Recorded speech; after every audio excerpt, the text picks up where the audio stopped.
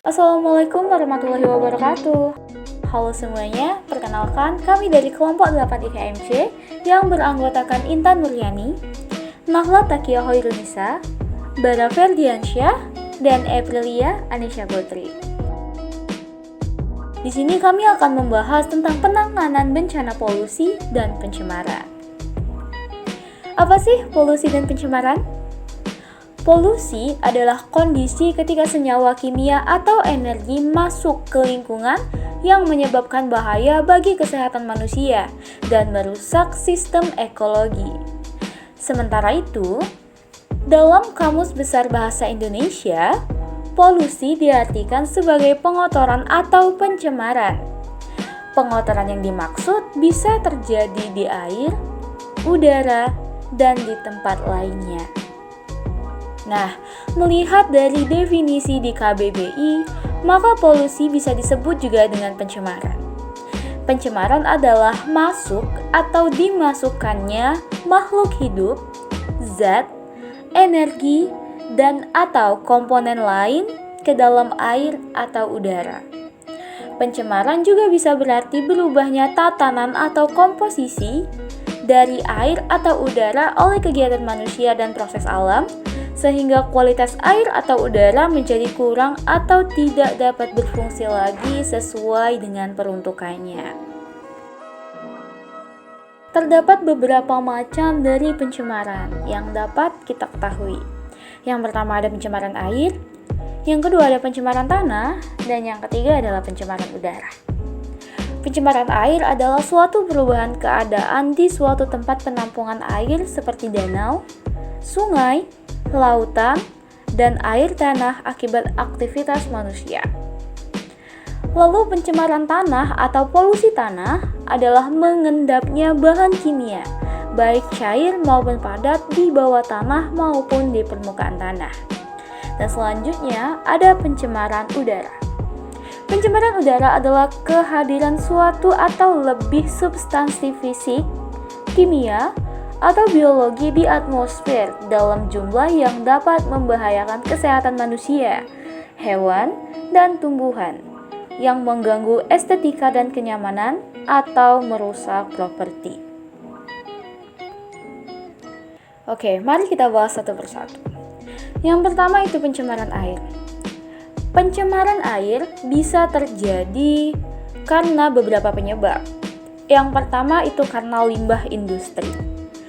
Air limbah dari hasil pengolahan industri ini cenderung mengandung zat berbahaya. Biasanya industri dari pabrik tekstil atau pabrik kertas yang paling banyak menjadi polutan. Lalu yang kedua ada limbah rumah tangga. Namanya juga limbah rumah tangga. Ya, asalnya dari hasil kegiatan perumahan seperti rumah tangga, pasar, perkantoran, rumah makan, dan puing bahan bangunan. Lalu selanjutnya ada limbah pertanian. Jangan kamu pikir sektor pertanian itu nggak menyumbang limbah loh ya. Nah, di sektor ini ada faktor penyebab limbah, yakni penggunaan pupuk dan bahan kimia. Nah, dampak dari pencemaran air itu sendiri yang pertama yaitu penurunan kualitas lingkungan, lalu ada gangguan kesehatan, kemudian pemekatan hayati, lalu mengganggu keindahan wilayah, dan mempercepat proses kerusakan benda. Terdapat beberapa cara penanggulangan pencemaran air. Yang pertama yaitu pembuatan kolom stabilitas. Di kolom stabilitas ini, air limbah diolah secara alami. Ini dilakukan untuk menetralisir zat-zat pencemar sebelum dialirkan ke sungai. Selanjutnya ada IPAL atau instalasi pengolahan air limbah. Pengolahan air limbah dengan IPAL ini menggunakan alat-alat khusus dan menggunakan 3 tahapan, yakni primary treatment atau pengolahan pertama, secondary treatment atau pengolahan kedua, dan tertiary treatment atau pengolahan lanjutan. Lalu selanjutnya ada pengolahan excreta atau human excreta. Pengolahan ini dapat ditemukan dalam septic tank yang bisa diolah dengan cara anaerobik menjadi biogas.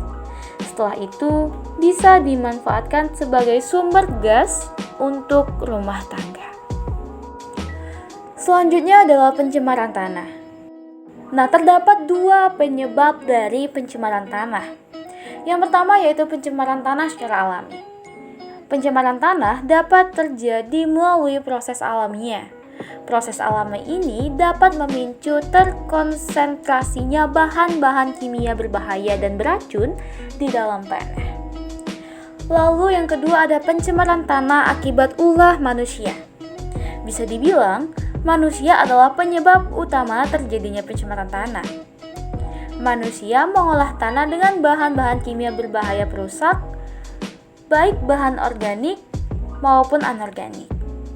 Biasanya pencemaran tanah dilakukan manusia melalui aktivitas industri, membuang limbah dan sampah sembarangan, dan kegiatan pertanian dengan menggunakan pestisida.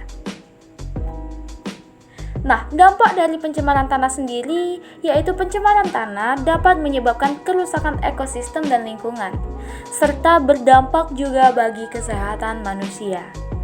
Manusia bisa terkena penyakit jika terpapar kandungan tanah yang telah tercemar, seperti penyakit sakit kepala, kelelahan, ruam kulit, iritasi mata, dan mual. Selain itu juga berpotensi mengakibatkan kerusakan ginjal, kerusakan hati, penyumbatan neuromuskuler, dan bermacam-macam kanker. Nah, terdapat beberapa cara dalam penanggulangan pencemaran tanah. Yang pertama yaitu mengurangi penggunaan pupuk kimia dan pestisida untuk pertanian. Lalu mempraktekkan dan mensosialisasikan konsep reduce, recycle, dan reuse. Lalu mengajari anak-anak untuk buang sampah dengan benar pada tempatnya, tidak buang sampah di tanah.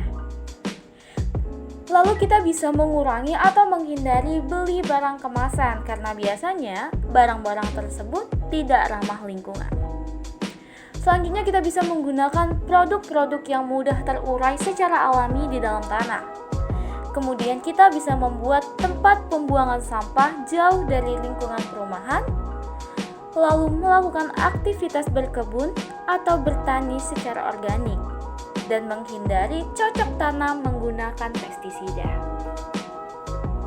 Selanjutnya ada pencemaran udara. Terdapat dua penyebab dari pencemaran udara. Yang pertama yaitu pencemar primer.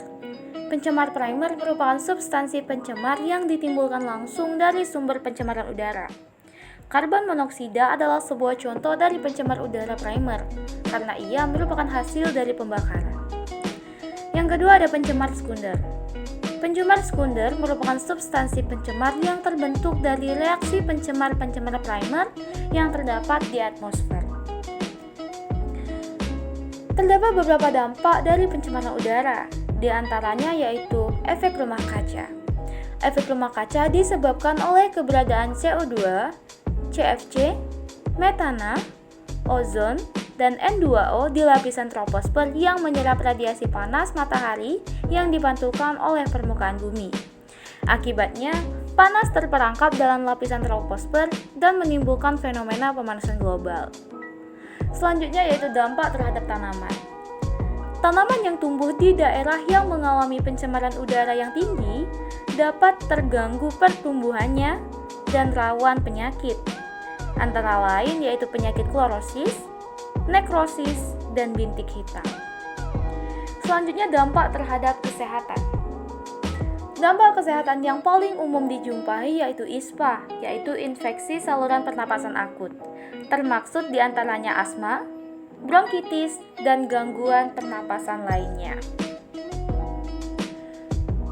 Beberapa cara penanggulangan pencemaran udara diantara lain yaitu menggunakan moda angkutan umum, mendorong diri sendiri dan masyarakat untuk menggunakan moda angkutan umum akan menurunkan tingkat polusi udara.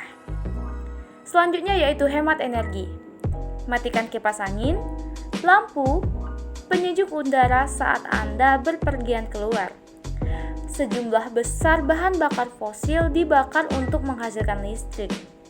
Dengan mengurangi pemakaian listrik, Berarti kita turut mengurangi penggunaan bahan bakar fosil dan menyelamatkan udara.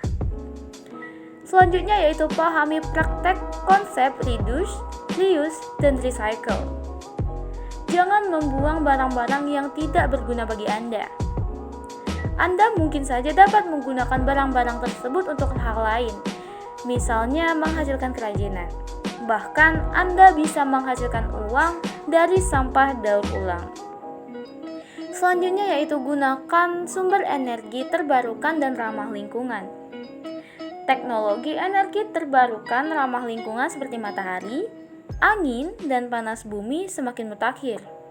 Pemerintah berbagai negara telah memberikan hibah kepada konsumen yang tertarik untuk memasang panel surya untuk rumah mereka. Dan yang terakhir, kita bisa menggunakan perangkat teknologi atau listrik hemat energi. Nah teman-teman, sekian penjelasan dari kami, semoga bermanfaat. Apabila ada kesalahan, kami memohon maaf dan kepada Allah Subhanahu wa taala kami mohon ampun.